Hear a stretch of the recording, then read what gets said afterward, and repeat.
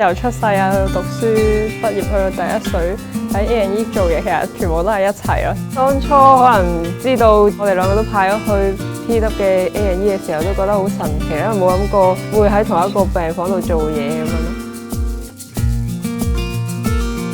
大家好，我係 Phoebe， 而家喺威爾斯親王醫院嘅骨科病房做緊註冊護士。我係 Fanny， 而家喺威爾斯親王醫院嘅內科病房做緊註冊護士。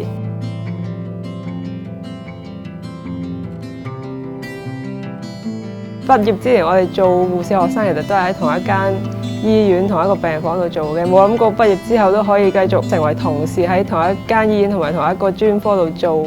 喺同一個地方做嘅好處就係，即係可能啱啱畢業嘅時候，可能會可能好彷徨、好驚咁樣啦。有一個伴喺同一個地方做，咁可能有一個傾訴嘅對象咁樣。當知道要rotation 會分開去唔同病房嘅時候，個感覺其實覺得有啲得意，同埋都唔多唔少有啲緊張。咁我哋內科病房咧就主要為長期病啦、一啲慢性病患者提供日常嘅護理啦，即係日常都會監察住佢哋嘅維生指數啊、血糖嗰啲指數啦，又或者最基本內科病房都會派藥，同埋鼻胃喉啊、尿喉嘅管理啊嗰啲咯。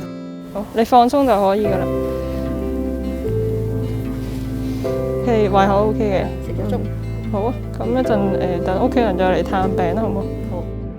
骨科嘅病房就主要收一啲腰背痛啊，可能做關節置換手術啊，同埋一啲經歷過骨折嘅病人咁樣啦。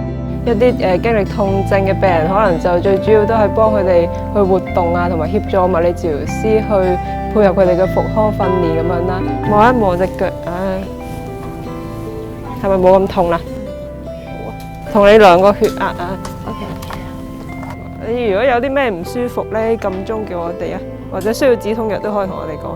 平時咧啲手指要自己喐動下喎，如果唔係會緊咗，係啦，用下啲手指啲運動。之前我哋一齊喺 A&E 做嘢，咁又咁啱有一日就一齊係喺EMW 個病房嗰度翻工，可能一個翻 A night 咁樣啦，一個就 P 間，咁啱都係編埋做同一條街咁樣啦。咁可能接完間之後，我哋去 approach patient 嘅時候，個 patient 可能見到我哋個樣同埋打扮好似，同埋把聲可能都好似咁樣，跟住佢就以為我哋係同一個人，直踩由朝頭早翻工翻到夜晚咁樣，都係以為係同一個人咁樣咯。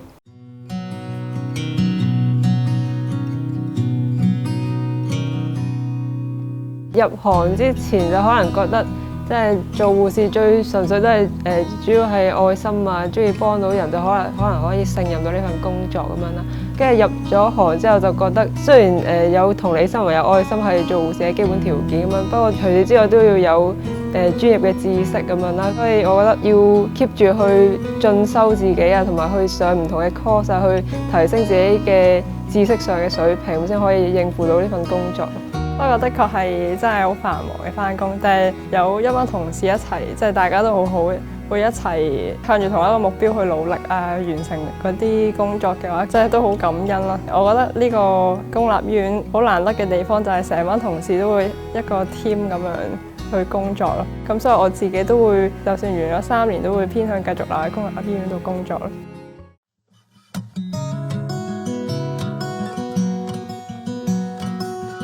如果要我用一個形容詞嚟形容嘅話，可能我會覺得佢係一個比較急嘅人啦，行步路都好快咁樣咯。可能同平時同佢一齊去街咁樣，可能佢永遠都會行得好急，